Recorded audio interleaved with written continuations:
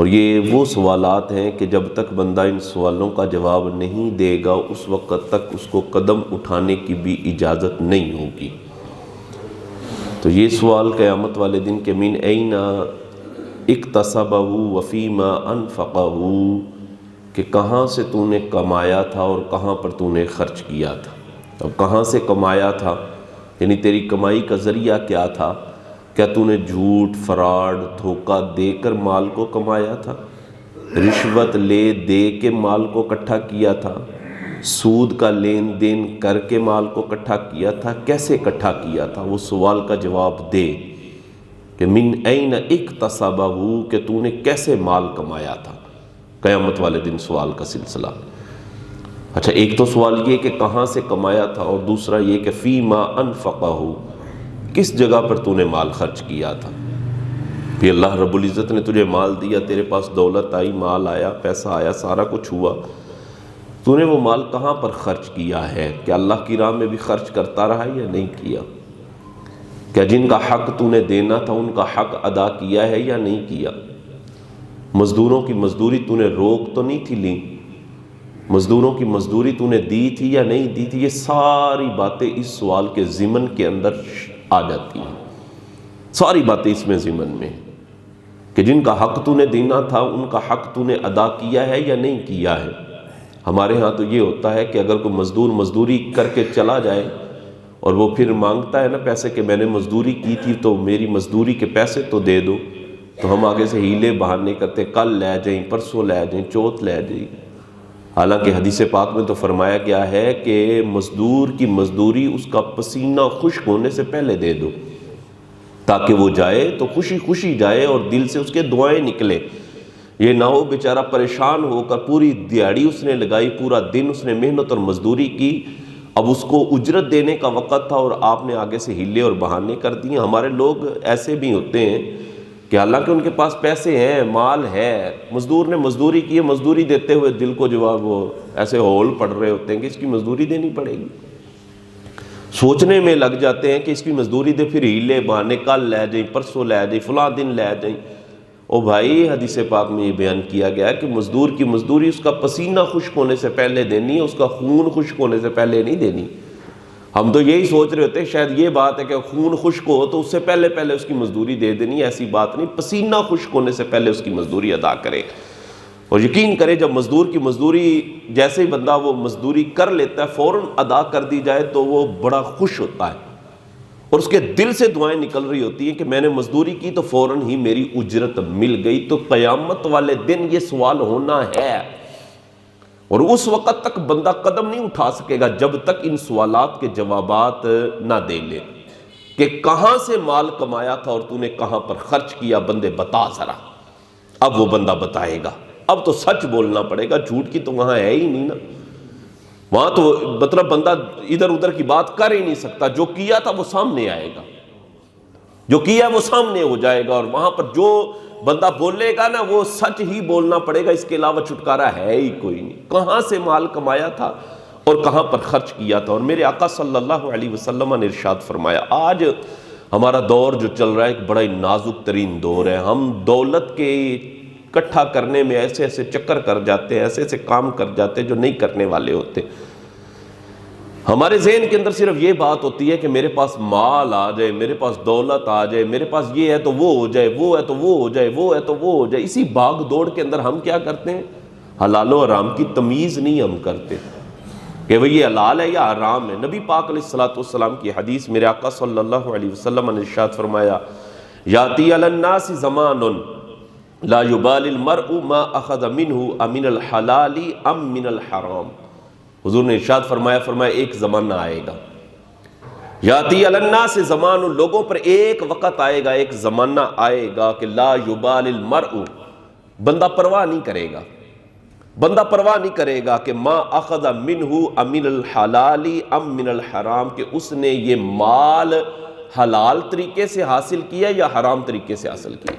یہ حضور نے پہلے ارشاد فرما دیا، فرمایا ایک زمانہ وہ آئے گا کہ بندے کو اس چیز کی پرواہ نہیں ہوگی، بس یہ فکر ہوگی کہ میرے پاس مال آنا چاہیے، میرے پاس دولت ہونی چاہیے، دنیا میرے پاس اکٹھی ہو جائے۔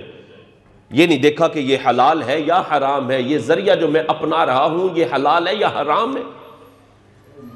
اور پھر یہ بھی فکر نہیں ہے کہ میں نے اس کا حساب بھی دینا ہے۔ یہاں پر دنیا میں اگر اکٹھا کر کے چلا جاؤں گا تو کن کے لیے اکٹھا کر کے گیا ہوں، اور یہ آگ میں نے اپنے لیے جمع کی ہے، اور کل بروز قیامت مجھے اس کا حساب دینا پڑے گا، اس کا حساب دینا پڑے گا۔ لوگ نہیں دیکھتے کہ یہ سود کا کام ہے یا نہیں ہے۔ بینکوں سے لوگ کتنا کتنا مال نہیں اٹھا لیتے، کتنا کتنا پیسہ اٹھا لیتے ہیں، سود پر لے رہے ہوتے ہیں، سود پر جو ہے وہ اپنے بینک اکاؤنٹ کھلوائے ہوتے ہیں، لوگوں سے سود پر جو ہے وہ پیسے لے بھی رہے ہوتے، دے بھی رہے ہوتے۔ رشوت کا لین دین عام نہیں ہے کیا؟ نبی پاک علیہ الصلوۃ والسلام کی حدیث اس بارے میں بالکل واضح ہے۔ حضور نے ارشاد فرمایا الراشی والمرتشی کلاہما فی النار، رشوت دینے والا رشوت لینے والا دونوں جہنم میں۔ کیا ہوگا، کیا حال ہوگا، اللہ اکبر، جب وہاں پر حساب دینا پڑے گا، جہاں پر جو ہے وہ ایک ایک چیز جو ہے وہ سامنے بندے کی آ جائے گی کہ تو نے کیا کیا تھا۔ تو نبی پاک علیہ الصلوۃ والسلام نے ارشاد فرمایا لوگوں پر ایک زمانہ آئے گا کہ بندے کو پرواہ نہیں ہوگی کہ یہ مال میرے پاس کہاں سے آیا، حلال طریقے سے آیا یا حرام طریقے سے آیا۔ اللہ اکبر۔ تو مال حاصل کرنے کے مختلف ذرائع ہیں، مختلف طریقے ہیں۔ مال حاصل کرنے کا ایک ذریعہ اور ایک طریقہ یہ کہ لوگوں سے قرض حاصل کیا جائے۔ لوگوں سے قرض حاصل کر کے بھی لوگ مال جمع کرتے ہیں، اپنے پاس مال لے آتے ہیں، اور بعض لوگوں کی تو اتنی بری عادت بن چکی ہوتی ہے کہ وہ قرض لینے کو اپنے لیے بڑا ہی ایک آسان سا کام سمجھتے ہیں۔ کہتے قرض لے لو، پیسہ لے لو جناب، اور بینک سے قرض لینا تو ایسے سمجھ رہے ہوتے ہیں جیسے بینک کا جو ہے وہ ہمارے باپ کا اپنا ہی بینک ہے یہ، اور بینک سے جو ہے وہ قرض لے رہے ہوتے ہیں۔ اور بینک جو قرضہ دیتا ہے، بینک تو ایک چوانی بھی بغیر سود کے نہیں دیتا۔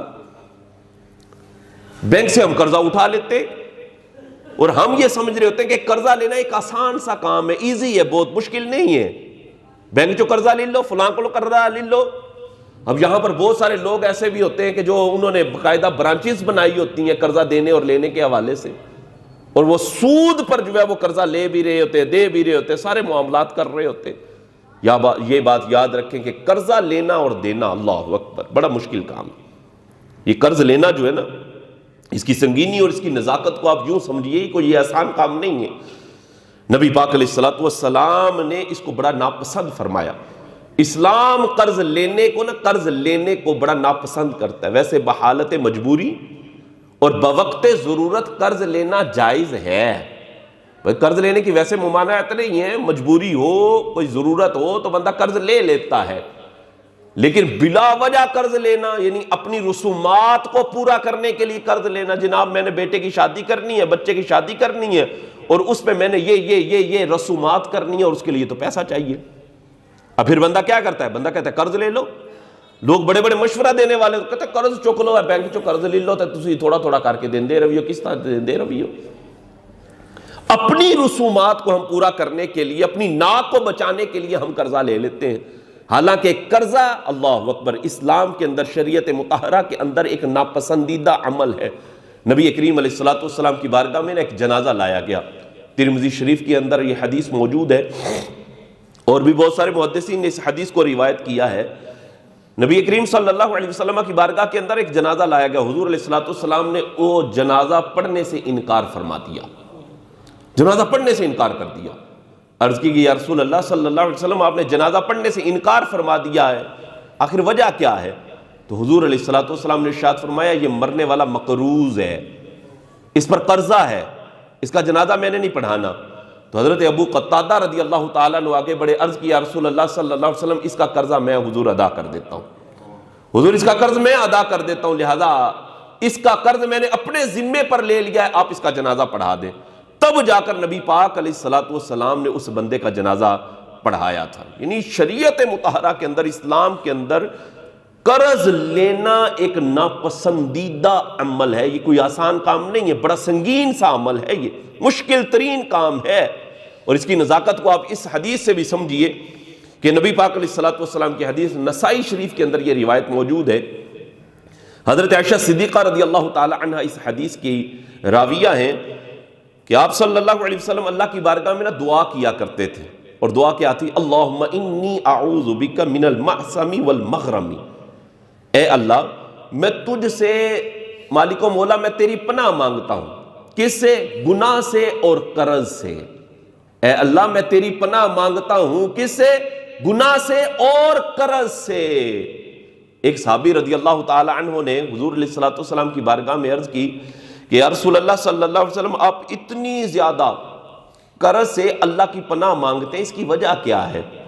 آپ کو ہم نے اکثر دیکھا ہے کہ آپ اللہ کی بارگاہ میں ایسے دعا کر رہے ہوتے ہیں، اللہم انی اعوذ بک من المعصم والمغرم، اے اللہ میں گناہ اور قرض سے تیری پناہ مانگتا ہوں، مجھے بچانا مالک اس چیز سے۔ اللہ اکبر۔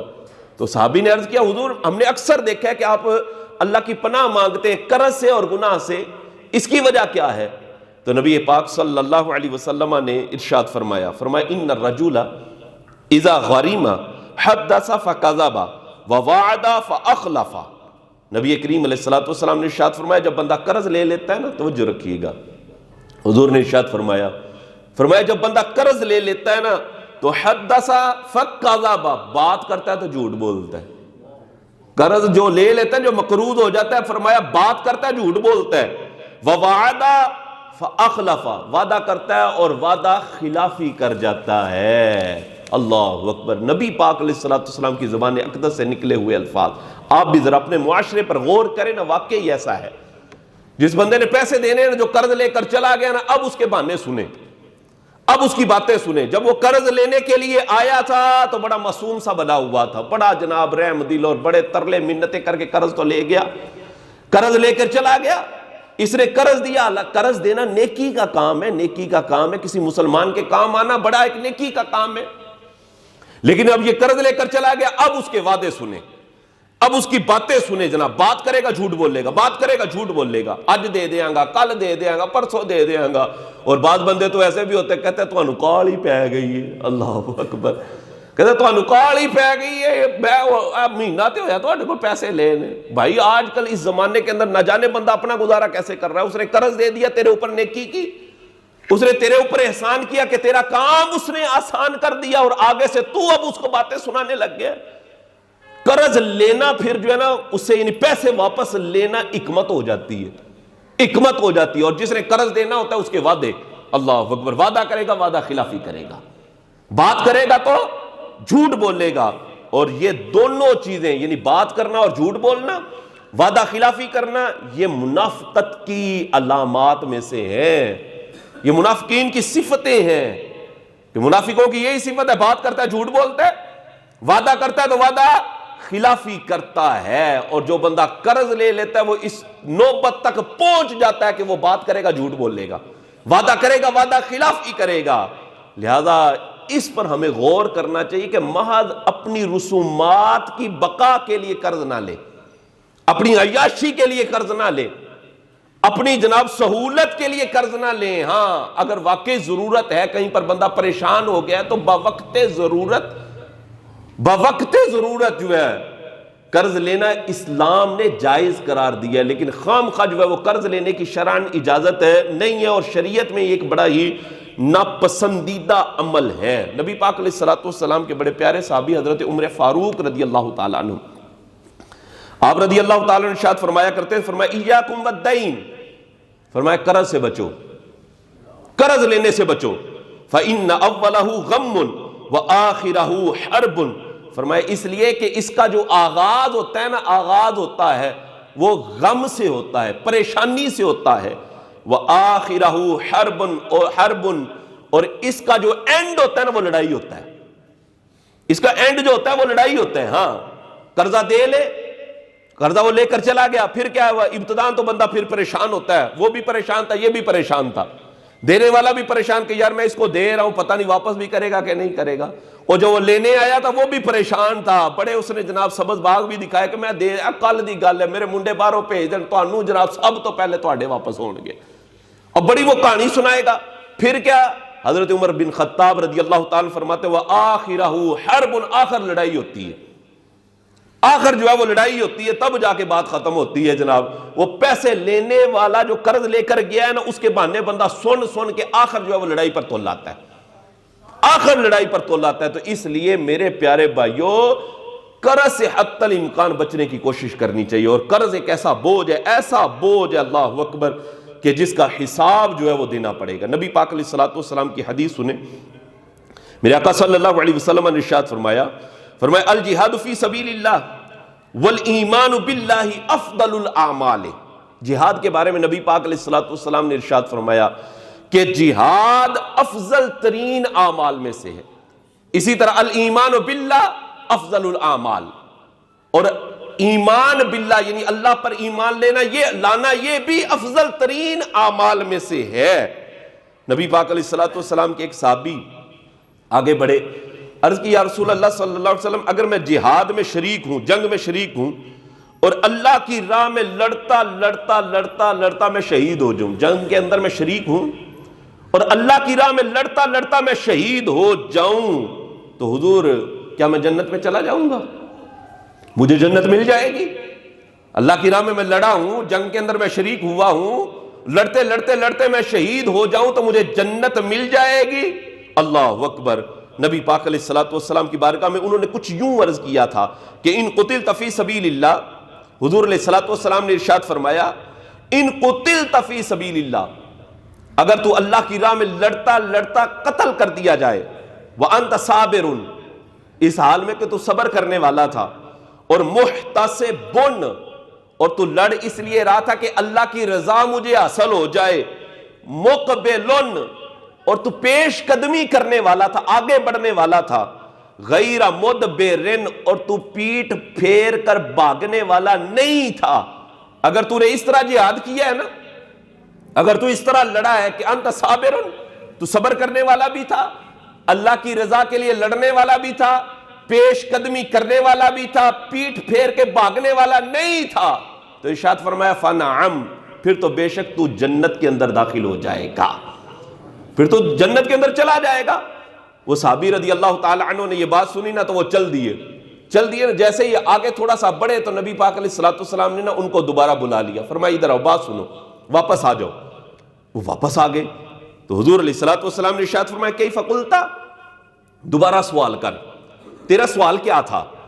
تو انہوں نے عرض کی یا رسول اللہ صلی اللہ علیہ وسلم، میرا سوال یہ تھا کہ میں پوچھ رہا تھا کہ اگر میں اللہ کی راہ میں لڑتا لڑتا شہید ہو جاؤں، جنگ کے اندر میں شرکت کروں اور اللہ کی راہ میں لڑتا لڑتا شہید ہو جاؤں تو کیا مجھے جنت ملے گی؟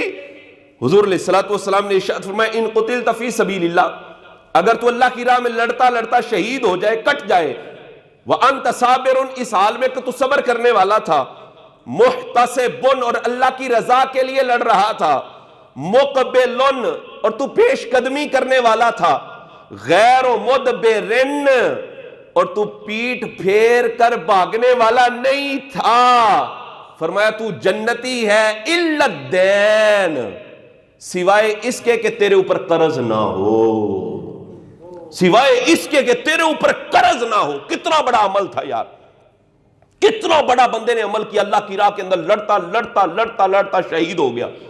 حضور فرما رہے تو جنت میں چلا جائے گا الا الدین، سوائے اس کے کہ تیرے اوپر قرض نہ ہو۔ اگر تیرے اوپر قرض ہوا تو وہ قرض کی وجہ سے تجھے جنت جانے سے روک دیا جائے گا۔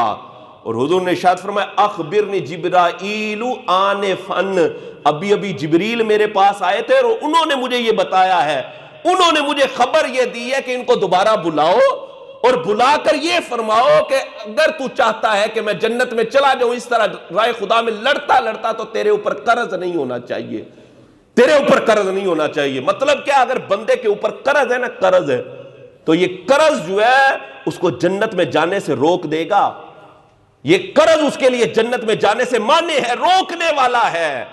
بندہ اس حال میں دنیا سے جائے کہ اس کے اوپر قرض نہ ہو۔ اسی طرح کی ایک اور حدیث مسلم شریف کی یہ بھی حدیث ہے، میرے آقا صلی اللہ علیہ وسلم نے ارشاد فرمایا یغفر اللہ لشہید کل ذنب الا الدین، فرمایا اللہ تبارک و تعالی شہید کے سارے گناہ معاف فرما دیتا ہے، شہید کے اللہ سارے گناہ معاف فرما دیتا ہے، فرمایا الا الدین، سوائے قرض کے۔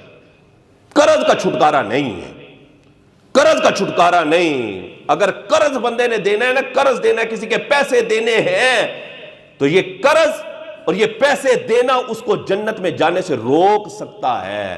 لہذا بندہ اس حال میں دنیا سے جائے کہ اس کے اوپر کسی کا قرض نہ ہو۔ آج تو ہمارے لوگ کہتے قرض لے لو، کیڑا کسی منجی ڈک لینی ہے، بڑے بڑے لوگ دلیر ہوتے ہیں، یقین کریں، وہ لوگ کڑا منجی ڈک لینی، اور ہمارے لوگ تو پیسے لے کے ایسے گھبن مارتے ہیں جناب، دوڑ جاتے ہیں، ایسے گھبن مارا اور دوڑ کے جناب، اور یہی دعا کرتے ہیں یا اللہ جدے دینے نے وہ ماری جائے، دینے ہی نہ پڑے۔ لوگ پیسے لے کر ایسے رفو چکر ہوتے ہیں، دوبارہ ملتے ہی کوئی نہیں ہے۔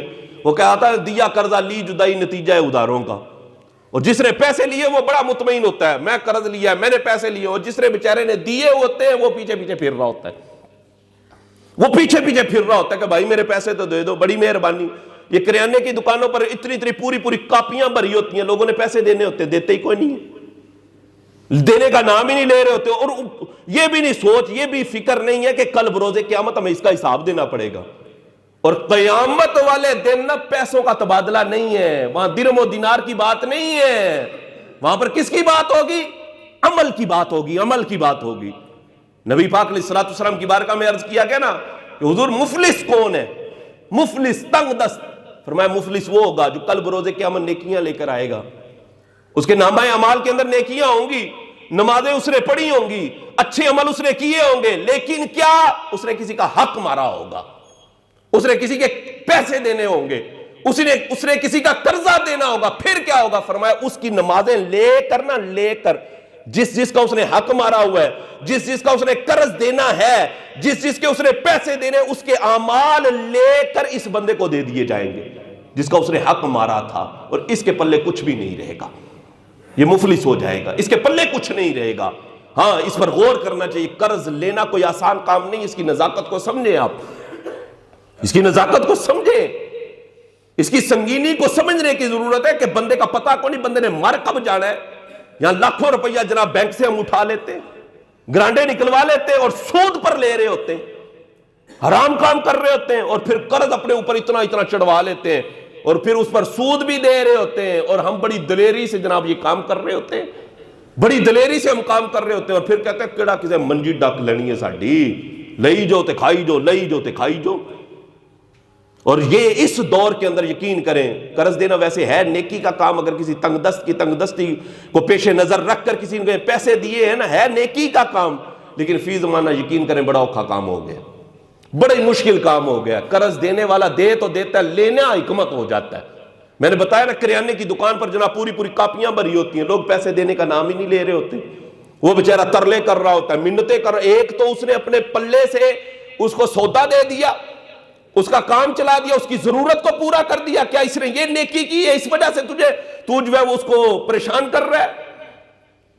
تیرے گھر مہمان آ گئے تھے اور اس نے جو ہے وہ بغیر پیسے لیے قرض پر تجھے جو ہے وہ سودا دے کر نیکی کر بیچارہ، اس وجہ سے وہ اس کو تو پریشان کر رہا ہے، اور لوگ پیسے دینے کا نام نہیں لے رہے ہوتے۔ اور پھر کیا ہوتا ہے؟ وہی حضرت عمر فاروق رضی اللہ تعالیٰ کا قول، فرمایا آخر اس کی لڑائی ہے، آخر اس کی لڑائی اور جھگڑا ہی ہوتا ہے، لڑائی جھگڑا کر کے جناب پھر جا کے قرض کہیں سے مل رہا ہوتا ہے، اور وہ بھی پتہ نہیں کیسے، جیسے لوگ قرض نہیں دے رہے ہوتے، کہتے ہیں پھاڑ پھر پیسے، اللہ اکبر، میں بڑا احسان کر رہا، کہتا تیرے پیسے دے کے میں احسان کر رہا ہوں، حالانکہ اس کو چاہیے تھا کہ جو مقررہ مدت طے ہوئی تھی کہ یار اتنی مدت تک تو پیسے مجھے دے دینا، اس کو تو چاہیے تھا کہ جا کر اس کے پیسے بھی دیتا اور ساتھ کہتا بھائی تیرا شکریہ، بھائی بڑی مہربانی، تو میری ضرورت میں میرے کام آیا ہے، پریشانی کے وقت میرے کام ہے۔ اس کو تو چاہیے یہ تھا کہ جا کر کہتا بھائی تیری بڑی مہربانی، بڑا شکریہ، اور یہ آگے سے کہا پھاڑ اپنے پیسے، اسی تیرے پیسے نہیں بھوکے بیٹھے ہیں، یعنی اس پر اور احسان ہی جتا رہا ہے تیرے پیسے دیکھ کر۔ اللہ اکبر۔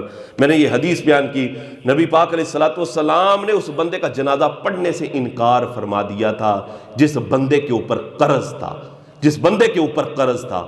قرض ادا ہوگا تو اگلی منازل جو ہے وہ آسان ہوں گی، اور یہ قرض جو ہے اگر کوئی بندہ نہیں دے سکتا نا، نہیں دے سکتا، حالت ہی ایسی ہو گئی ہے، کسی سے بندے نے قرض لے لیا، اب حالت یہ ہو گئی ہے کہ اس کا قرض ادا ہو ہی نہیں پا رہا، اور یہ بندہ بالکل آخری سٹیج پر پہنچا ہوا ہے، آخری لمحات پر پہنچا ہوا ہے، تو اس کے لیے یہ ہے کہ اس سے معافی مانگ لے۔ چھٹکارے کی ایک صورت یہ کہ وہ جس کے پیسے دینے، جس کا قرض دینا ہے، وہ معاف کر دے، تو چھٹکارے کی صورت ہے، یا تو قرض ادا کیا جائے، یا پھر وہ قرض جس کا دینا تھا وہ بندہ معاف کر دے۔ اور ایک اور بات یہاں پہ یاد رکھیے گا، لوگ قرض لیتے اور دیتے ہیں، اس پر بھی بڑا سود کا کاروبار ہوتا ہے۔ یہاں لوگوں نے بہت ساری برانچیز وغیرہ بھی بنائی ہو، دکانوں پر لوگ بیٹھے ہوتے ہیں، جی قرض لے لو ساڑھے کلو، آسان قرضہ، اور آسان قرضے پر کیا کر رہے ہوتے ہیں؟ لوگوں سے سود لے رہے ہوتے ہیں، لوگوں سے سود بٹور رہے ہوتے ہیں۔ وہ تجھے 1 لاکھ روپیہ قرض دوں گا، ہر مہینے جو ہے وہ تُنے 10,000 قسطیں دینی ہے اور یہ قسطیں جو ہے وہ 12 بنے گی، یعنی 1,20,000 تجھے دینا پڑے گا۔ یہ 20 جو لے رہے یہ کیا ہے؟ یہ 10,000 جو اوپر لے رہے یہ کیا ہے؟ یہ سود ہے۔ اور ہمارے لوگ اپنی ایک آسانی کے لیے، اپنی ایک سہولت کے لیے قرضہ اٹھا کے کہتے ہیں کاروبار کرنا ہے، اپنا فلاں شیلر چلانا ہے، اینج کرنا ہے، چلو گرانٹ کٹا لو یا فلاں جگہ تو پیسہ لے لو، اور قرض لے کر اس پر سود کا کاروبار کر رہے ہوتے۔ یاد رکھنا کل بروز قیامت حساب ہونا ہے، اور بڑا ڈاڈا حساب ہونا ہے۔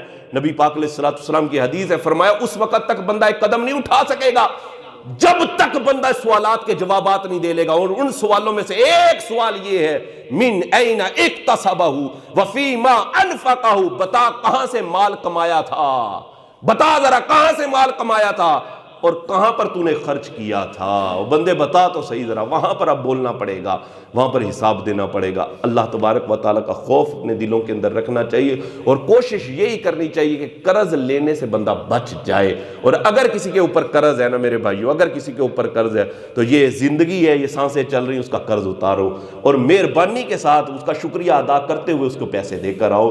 یہی ہمارا دین، ہمارا مذہب، ہمارا اسلام ہمیں یہی سکھاتا ہے۔ اللہ تبارک و تعالیٰ عمل کی توفیق نصیب فرمائے، آمین آمین بجاہ النبی الامین صلی اللہ علیہ وسلم۔